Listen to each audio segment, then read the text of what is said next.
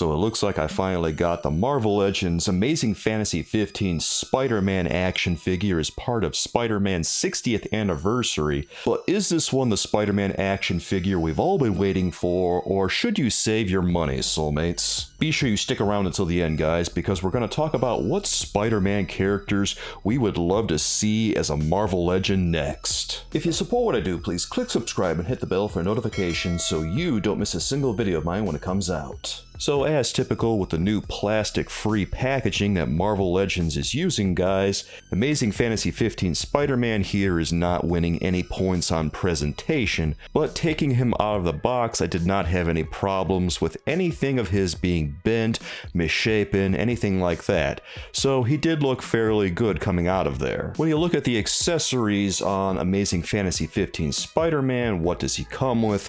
Well, he actually comes with a decent number of items. He comes with 3 extra sets of hands.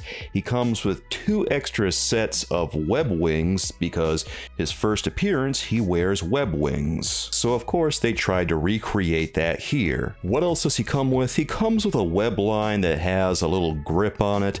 I don't necessarily know that this is something I personally needed because it's pretty easy to create a makeshift web line for Spider-Man out of some simple twine, but just the fact that it's there is pretty nice. As for the action figure itself, I do think that this is a pretty good rendition of a generic Spider-Man action figure, because I look at this Spider-Man body and think to myself, yeah, this is pretty much what I think my ideal Spider-Man would look like. Not too muscular, smaller in stature, very unassuming for a superhero, as I think Spider-Man should be. And not only that, but he has enough articulation to get him into pretty much any pose you want him to.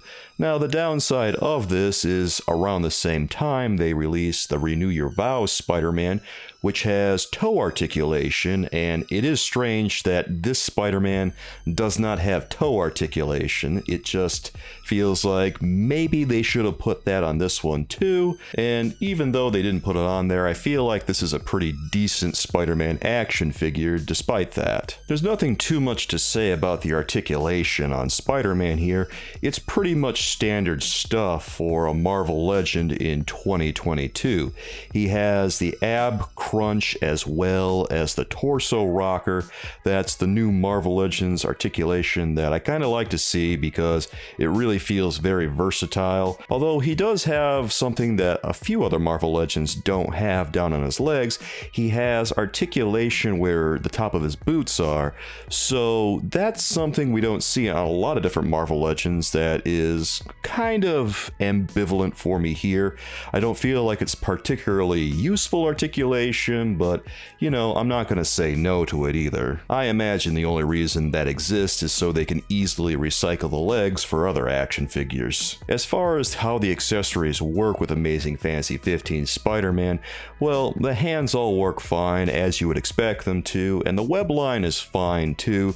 No complaints about it. I don't really need it, but hey, it's there and it does its job. The accessories that don't work for me with this action figure are the web wings. They are pretty trash, just as I predicted they would be, because when you put Amazing Fantasy 15's web wings on, he has little holes under his arms at the back where his triceps are, and there's a little peg hole where you stick those web wings, and you can have them in 2 different ways.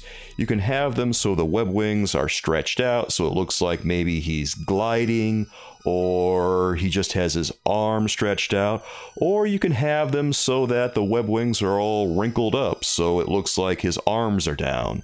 Either way, it doesn't look all that great unless you pose Spider-Man in very specific ways. I really had a hard time finding any position where the web wings on Amazing Fantasy 15 Spider-Man looked good, so most of the time I was just leaving them off because honestly it was easier to keep them off than to keep putting them back on, because as I predicted, the web wings just very easily came off. They were not pliable at all. They were really stiff pieces of plastic that just refused to stay put. And this is one of those things where I look at the original Amazing Fantasy 15 Spider-Man by Toy Biz that was released back in 2005, and the web wings on those were just a mesh piece of fabric that they strapped to him with some elastic, and it was pretty cheesy looking. But I really think it worked a lot better than what we're getting here. Because one, at least it stayed on him, that's already a point in its favor, and two, the fabric just looked a little bit more like the webs we saw in the comics, because the web wings that are included with Amazing Fantasy 15 Spider-Man here are just clear plastic, and when you look at them, especially far away, it's really hard to tell what you're looking at when you look at them, because it just doesn't look right. I feel like the web lines that are sculpted onto these wings should at the very least be painted black so it looks more like the comic book, but no, it's just kind of monochromatic plastic. Very poor design choice overall, and I really think they needed to put a lot more thought into those wings before they released this one. Moving on from the web wings, I did say that I thought that this was a pretty decent Spider-Man body that they presented on this action figure, but the one thing that gets me about it is that it doesn't really look like Steve Ditko's artwork from Amazing Fantasy 15.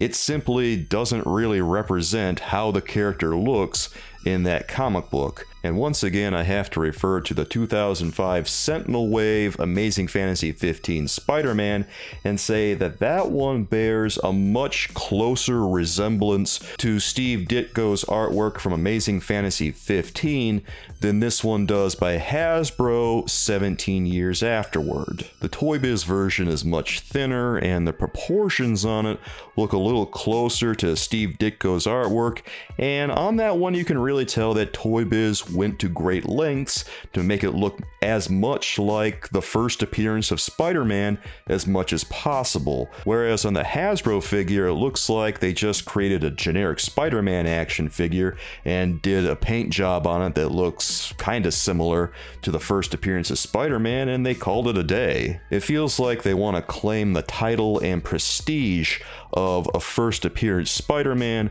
without really putting in the work that's needed to make it look like it came from the first appearance of Spider-Man. Speaking of the quality of sculpt on this Spider-Man versus Toy Biz's Spider-Man, it is worth noting that on Toy Biz's Spider-Man, all the lines on Spider-Man's costume, the web lines, have been sculpted onto his body, and that is not present on the Hasbro version. It just has a bunch of web lines that are instead painted directly on the body. Is one necessarily better than the other? Well, it does feel like you're getting a higher quality item on the Toy Biz action figure because of all the work that they put into it.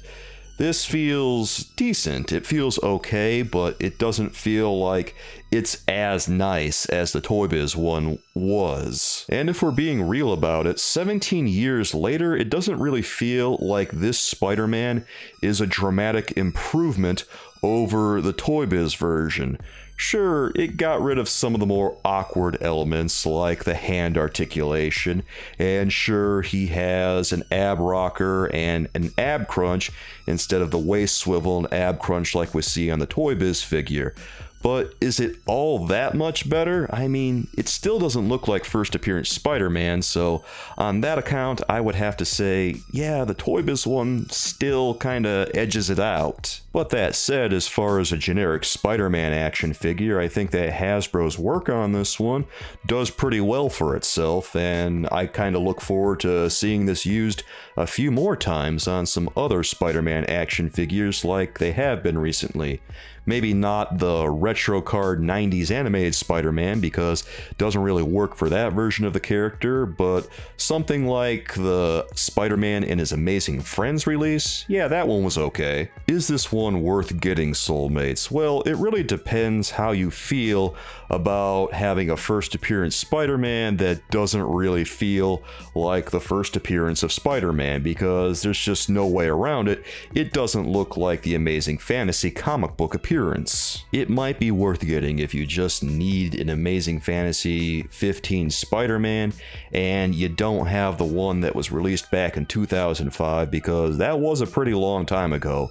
That's an eternity for toys, so I don't blame you if you get this one, but is it the same quality? No, it's just not as good. There's also the matter that this one has a Spider-Man tax attached to it, because this one cost anywhere from $26.50 to around $27.99 in some places, depending on where you got it, and that's absolutely ridiculous. There's no reason that this one should have cost more than standard price $24.99, and even that is too much for a Marvel Legend. This should be a $20 action figure, soulmates, and really it should be a $15 action figure, because it doesn't really feel like you're getting $20 plus worth of quality on this one. I do enjoy this Spider-Man action figure for what it is, but premium seems a bit of a stretch on this one. At best, I would just say he gets the job done if you have a first appearance Spider-Man gap in your collection. Well, soulmates, now that we've seen Amazing Fantasy 15 Spider-Man, what Spider-Man character do we want to see released as a Marvel Legends next? Well, obviously, I want to see Dr. Octopus done, and I want to see him done right.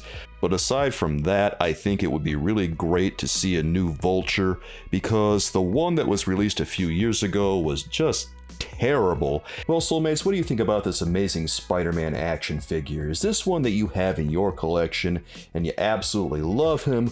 Were you on the fence and maybe you're thinking about getting him now, or are you kind of turned off by this one and maybe you just don't want him altogether anymore? I don't know, guys. Let me know what you think down in the comments, and be sure you let me know what Spider-Man action figure you want to see next. If you'd like to see my review of 90s animated Wolverine, you can check out that review here, soulmates.